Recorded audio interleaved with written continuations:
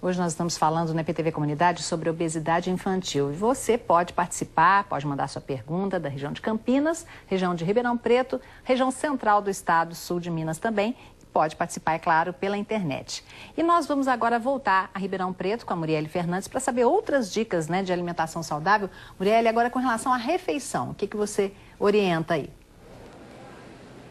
Olha só, com relação às refeições, também dá para fazer a mesma coisa, levar as crianças para a cozinha, fazê-las interagirem ali, prepararem o próprio prato.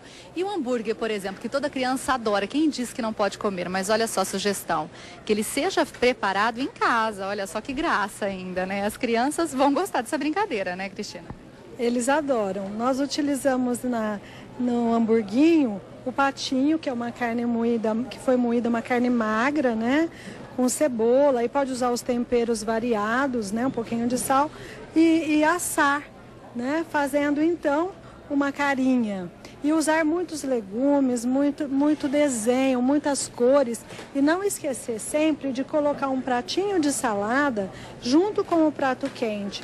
A técnica é oferecer diariamente um prato de salada variado, cada dia colocar um ingrediente diferente, um tipo de verdura diferente, até usar frutas na salada, se for o caso, para estimular um novo paladar. Agora, o importante é que ele, como foi feito em casa, é assado, também a quantidade de gordura é muito menor e a intenção é essa, evitar a gordura, até mesmo na batata frita que pode ser assada, né?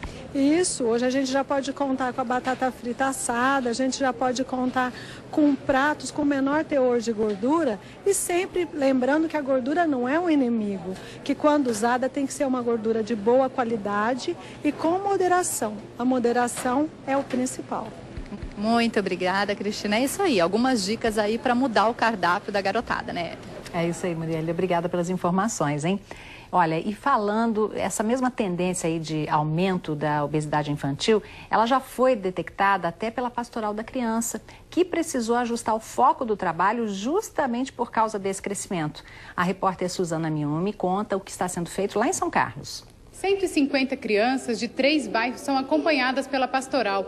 Aqui eles atendem desde gestantes até meninos e meninas de 6 anos. A Letícia é uma das mães que também está grávida e recebe a visita da pastoral há 10 anos. Letícia, como é essa visita?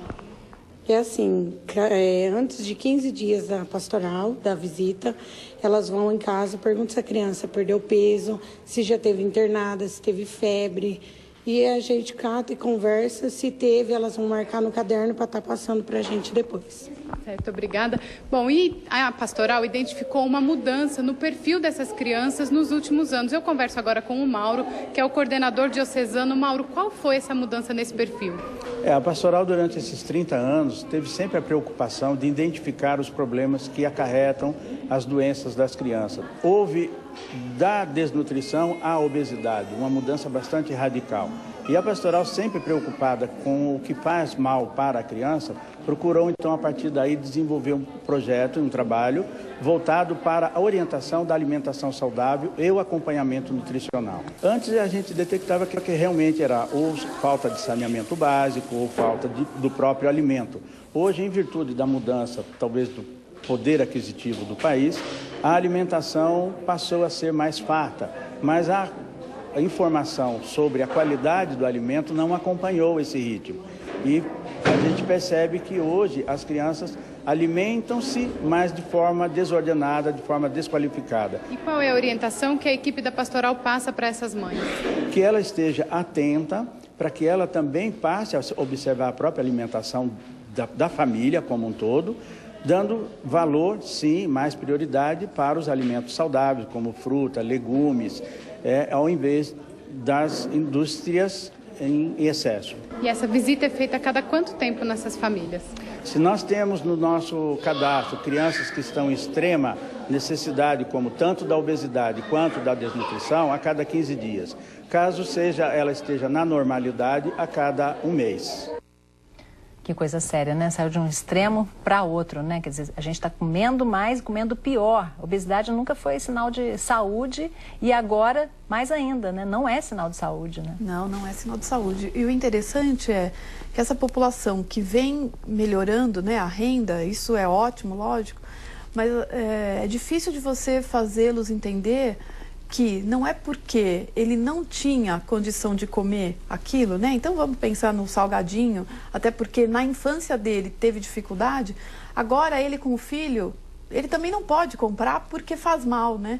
Então é isso que a gente precisa ensinar, que dá para ele usar essa melhora no rendimento dessa família, mas de uma maneira saudável e não criando uma outra doença, né? Que é a obesidade. Mila, a gente falou agora há pouco de casos extremos. A criança pode tomar remédio, por exemplo, nesses casos extremos de obesidade para emagrecer ou nunca? Olha, o que a gente tem de liberado para a criança é acima de 12 anos o Orlistat, que é aquela medicação que diminui a absorção de gordura.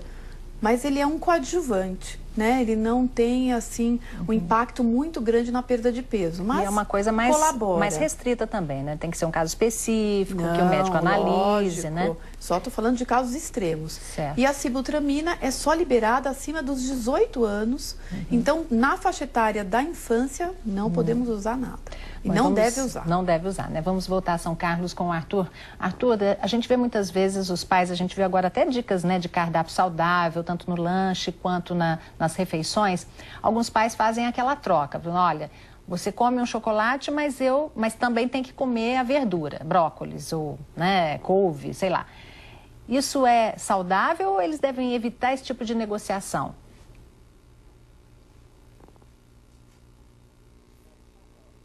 Mas ela não pode ser um prêmio, né? Realmente é a consciência. E acho que é importante, fica uma dica para os pais, né? Porque às vezes o alimento, ele tem o símbolo de preencher um determinado vazio. E esse vazio, ele pode ser psicológico, ele pode ser emocional.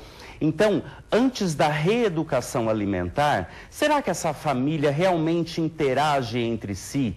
Será que essa mãe, esse pai olha para essa criança, né? Porque ela está expandindo corporalmente, né? E a expansão psíquica também, psicológica. Será que os pais observam seus filhos, conversam com seus filhos, pergunta para eles sobre os seus sentimentos? Porque às vezes o alimento é uma forma de preencher um vazio, né? Onde acaba desencadeando essa expansão corporal. O que é maior chama mais atenção. Né? Então, acho que tem que tomar cuidado com isso. Não valorizar, né? Supervalorizar a guloseima.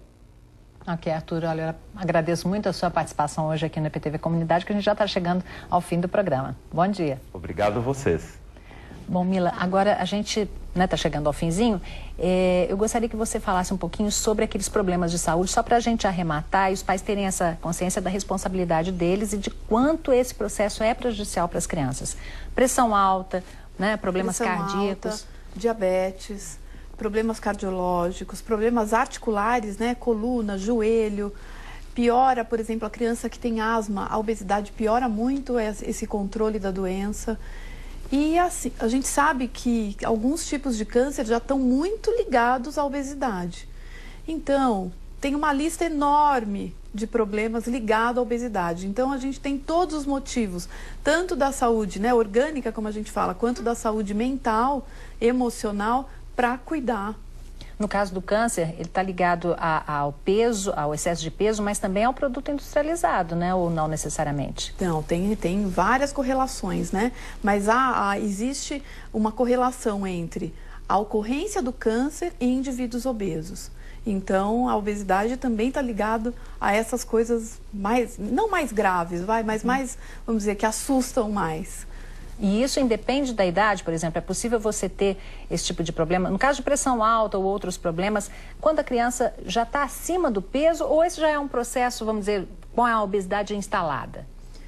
Então, a pressão alta é uma situação que passa muito desapercebido, né? Então, crianças acima do peso já têm um risco maior de ter essa pressão. Então, isso o médico sempre tem que aferir a pressão, colocar numa tabela que a gente utiliza também e já combater. Porque uma pressão, uma hipertensão, uma pressão alta instalada desde a infância vai causar problema no indivíduo muito jovem, né? Ao redor dos 15, 20 anos de idade. E a alteração de colesterol também é uma preocupação, porque às vezes a criança não está tão gordinha, mas está com o colesterol alterado, também né? faz parte da lista do exame do pediatra. E aí a gente não pede só para obeso, né? Para criança obesa. Eu acho que a criança acima de 6 anos de idade, quando vai fazer o exame de rotina, colocar o colesterol também e o triglicérides como um exame para ter certeza que está tudo bem. Então é o cuidado, acima de tudo, né? Muito Cuidado com a criança, a obesidade é uma epidemia, a gente não pode deixar a situação avançar mais do que ela já está, né? Não pode. Mila, muito obrigada pela sua participação hoje aqui Obrigada na PTV pelo Comunidade. convite. Um bom dia. E para você também, um bom dia. Até o próximo programa.